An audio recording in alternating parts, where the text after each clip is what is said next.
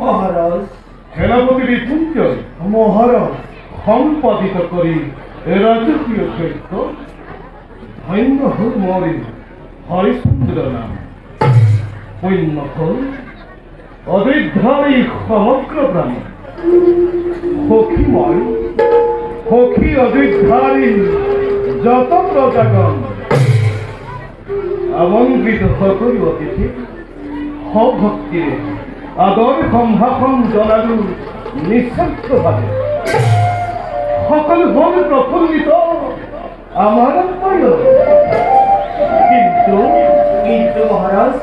একমাত্র শিবপুত্র গণেশে নাপাই পূজা ভগ্ন ভাবি রুষ্ট হই নবই প্রতিক্ষোভী করেছিল প্রতিজ্ঞা ভীষণ কিন্তু মোর চির আরাধ্য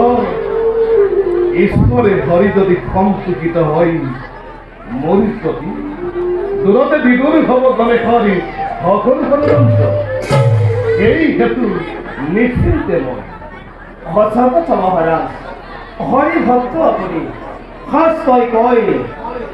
মোৰ গিৰিখন পানী দিলে তাৰে পত্ৰে হবে হৰি পৰিপক্ক হৰিয়েই মূল হৰি যাৰ সদায় সহায় কি কৰিব পাৰে সূত্ৰ দেৱতাই তাৰ বাবে চিন্তা নকৰো মহারাজ রাজকীয় যজ্ঞই অতুলনীয় কীর্তি রাখিলে ধরা ধন্য ধন্য আজি অযোধ্যার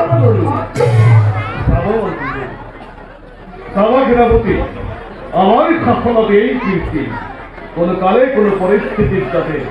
নহয় কলুষিত প্রজারই শান্তিময় জীবনেই মূল জীবন কীর্তি এই হেতু করিব নিরীক্ষণ